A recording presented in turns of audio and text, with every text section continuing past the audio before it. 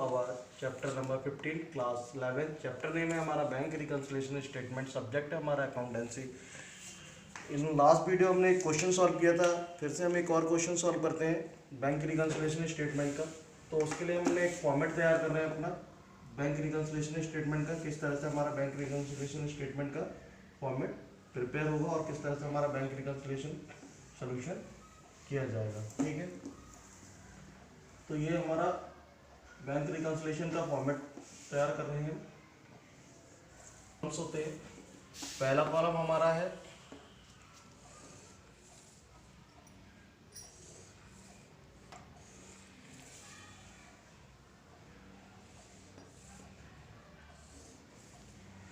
हमारा फॉर्मेट है, इसमें हमारा जो सबसे पहला कॉलम होता है वो पार्टिकुलर का कॉलम होता है।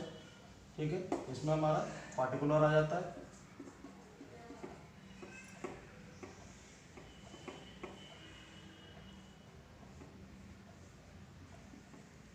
यहाँ पर हमारा प्लस आइटम्स आते हैं,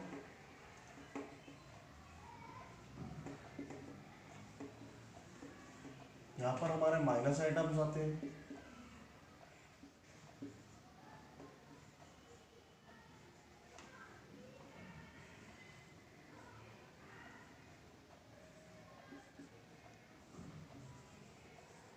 ठीक है। ये हमारे प्लस में आइटम्स हो गए, ये हमारे माइनस आइटम्स हो गए। ये दोनों हमारे रुपीस के कॉलम्स होते हैं, एक हमारा डेबिट बैलेंस शो करते हैं हमारे, एक एडजस्टमेंट बैलेंस शो करते हैं। ऊपर हमारे आ जाएगा इसमें बैंक रिकंसिलिएशन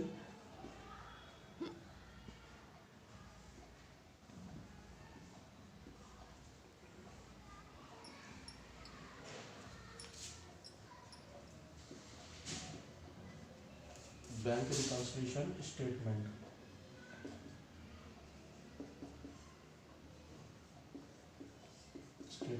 ठीक है, जो हमारा ईयर है एज ऑन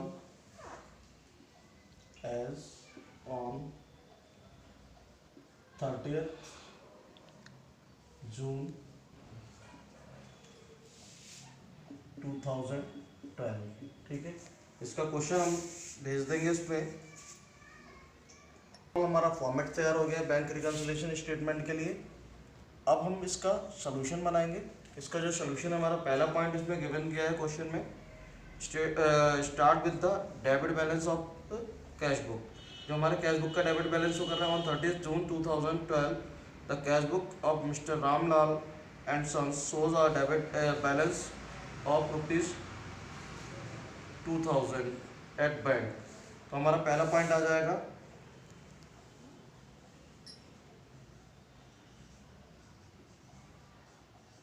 बैलेंस एज पर कैश बुक, ब्रैकेट में हमारा ये आ गया डेबिट। कितना आ रहा है डेबिट बैलेंस शो कर रहा है? ₹2000। ठीक है, नेक्स्ट पॉइंट है हमारा इसमें, they have send cheque amounting ₹10,000 to the bank before 30th June, but it appears from the passbook that checks were only 4,000। मतलब उसने 10,000 के चेक दिए थे और उसमें से केवल पासबुक में कितने मेंशन हुए? 4,000 के ही मेंशन हुए। तो ठीक है, तो हम क्या करते हैं, हमने अपने यहाँ से वो दिए थे तो हमने माइनस किया होगा 10,000, हम क्या करें अपने यहाँ से फिर से 6,000 माइनस। पहला पॉइंट हमारा आ जाएगा check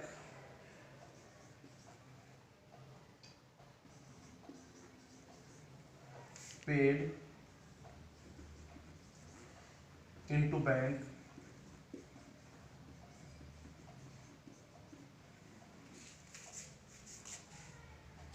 but not credited,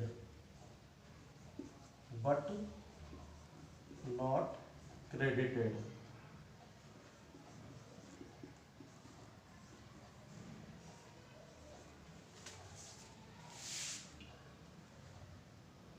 credited, जैसे इसमें हमारा 10,000 के चेक थे, 10,000 में से केवल उस टाइम तक 4,000 के ही चेक क्रेडिट हुए थे, मतलब एडजस्ट हुए थे। इट मीन्स बाकी का कितना नहीं क्रेडिट हुए होंगे? 6,000 के। हमने पहले अपने यहाँ इतने प्लस कर लिए थे, तो अब हम कितने करें, इसमें से 6,000 माइनस में डाल दें, 6,000। ठीक है, क्योंकि 4,000 तो हमारे ऑलरेडी प्लस हो चुके हैं, तो 4,000 का पॉइंट हमारा वहीं रह जाएगा, बाकी यहाँ पर हम ये मेंशन कर दें। नेक्स्ट पॉइंट आता है हमारा, इसमें कह रहा है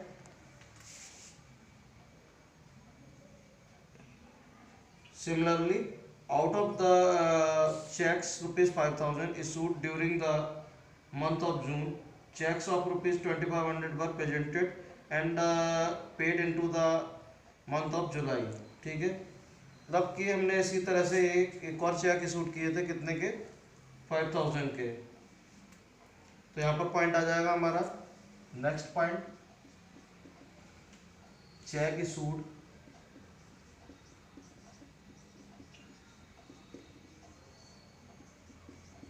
issued but not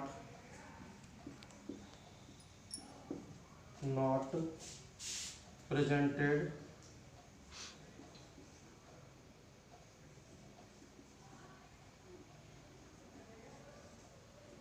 for payment, but not presented for payment। हमारे देखो 5,000 के चेक दिए थे, लेकिन उस डेट तक केवल कितने के चेक्स आए हैं, 2,500 के, बाकी के 2,500 के चेक नहीं आए हैं। तो ठीक है, हम क्या करेंगे, 2,500 के चेक यहाँ पर प्लस कर लेंगे वापस। ठीक है, नेक्स्ट पॉइंट है हमारे इसी में,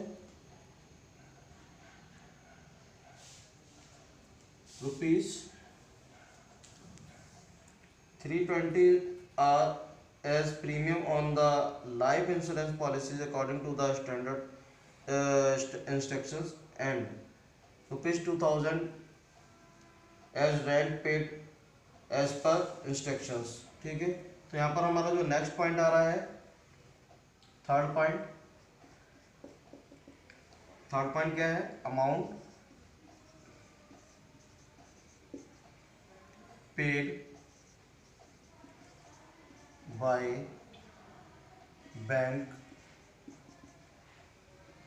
on standing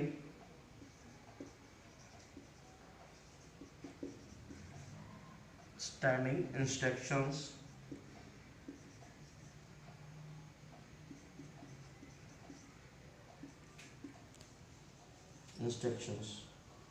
अब कौन कौन से इंस्ट्रक्शंस है हमारे, 2 इंस्ट्रक्शंस है।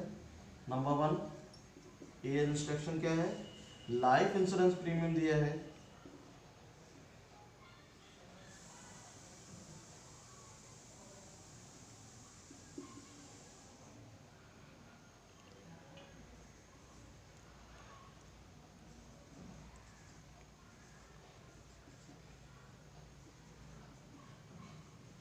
लाइफ इंश्योरेंस प्रीमियम कितना पे, लाइफ इंश्योरेंस प्रीमियम पेड किया है ₹300 का,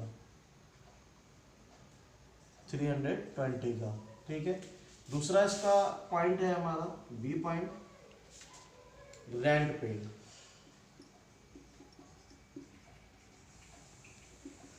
जो रेंट पेड किया गया है वो कितने का किया गया है, ₹2,000 का। ठीक है, नेक्स्ट पॉइंट आ रहा है इसमें, the passbook shows that the bank had collected ₹600 as interest on government securities. Bank ने हमारे उसमें गवर्नमेंट सिक्योरिटी से 600 के इंटरेस्ट कलेक्ट करके सबमिट किया। तो फोर्थ पॉइंट हमारा बन जाएगा, interest on government securities, interest on government securities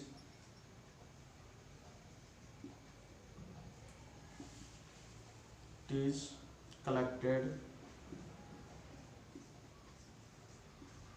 by bank. ठीक है, बैंक के थ्रू गवर्नमेंट सिक्योरिटी से इंटरेस्ट कलेक्ट किया गया, कितने का, ₹600 का, और हमारे अकाउंट में सबमिट कर दिया। तो वहाँ पर हमारे पासबुक में तो सबमिट हो गया, हम अपने आप ही इसको प्लस में डाल दें। ठीक है, नेक्स्ट पॉइंट आ रहा है, the bank had charge interest ₹50 and bank charge ₹20। ठीक है, अब बैंक ने हमसे इंटरेस्ट चार्ज किया है और बैंक चार्जेस चार्ज किए हैं। एक तो इंटरेस्ट चार्ज किया, हम पहले इंटरेस्ट की बात कर लें। फिफ्थ पॉइंट हमारा interest charge by bank.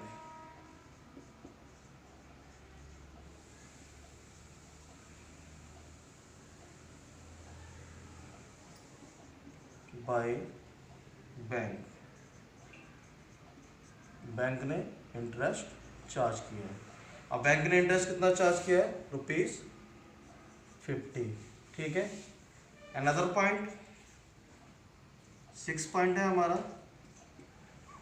Bank charges. Bank ने इंटरेस्ट भी चार्ज किया और हमसे खर्चा भी चार्ज किया है। बैंक चार्जेस,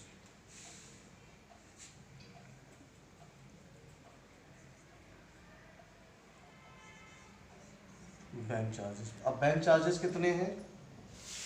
बैंक चार्जेस हमसे चार्ज किए ₹20 के, तो ये आ जाएगा हमारा। अब इसका हम टोटल कर लेंगे।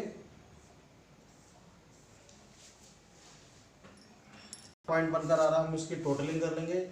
हमारा इधर का टोटल आ रहा है 2000 प्लस 2000 500 4500 एंड 600 50 100। इधर का टोटल आ रहा है हमारा 6000 प्लस 2000 8000 8000 एंड 300 8300 8300 एंड ये आ रहा है 8350 8370 8390। तो इधर का जो टोटल आ रहा है हमारा 8390। ठीक है, ये हमारा क्या निकल कर आया है? ये टोटल निकल कर आया है, टोटल। एक अब जो हमारा आगे आंसर आएगा, क्या आंसर आएगा हमारा? ओवरड्राफ्ट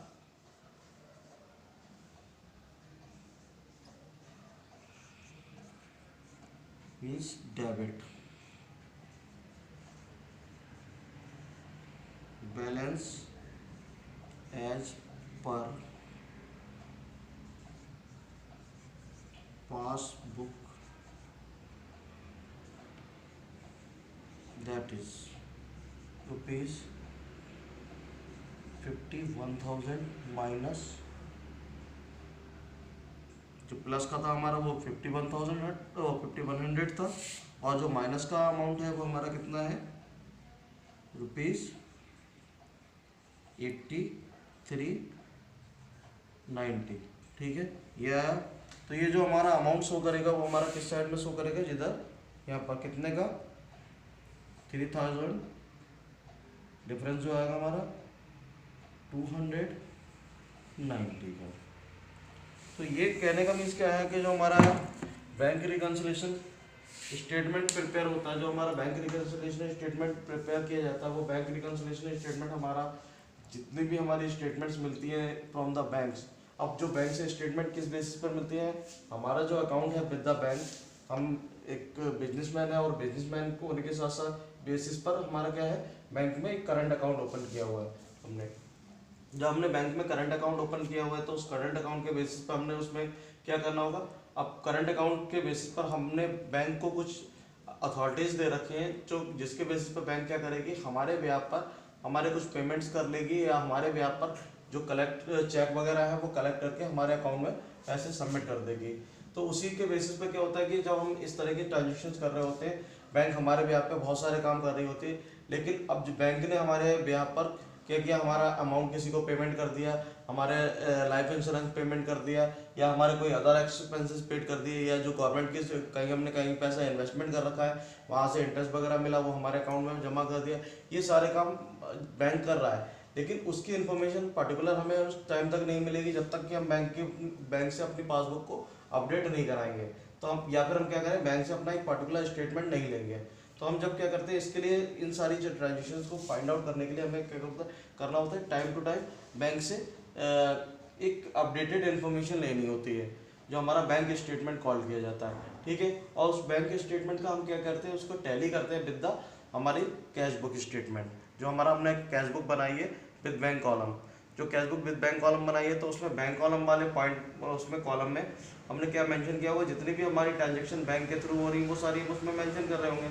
लेकिन क्या है कि वो ट्रांजेक्शन हम उसमें तो मेंशन कर रहे हैं, लेकिन बहुत सारी ऐसी ट्रांजेक्शन है जो हमें पता ही नहीं है, तो हम क्या करेंगे, उनको टैली करेंगे। जो टैली करेंगे तो वो इसी तरह से हमें टैली करनी होती है कि हमारा कौन सी चीज़ प्लस हो गई, कौन सी चीज़ माइनस हो गई। अगर प्लस माइनस का एडजस्टमेंट है तो प्लस माइनस का एडजस्टमेंट करके फिर डिफरेंसेस फाइंड आउट कर लिया जाता है कि कितना एग्जैक्टली दोनों के स्टेटमेंट में डिफरेंसेस आ रहे हैं।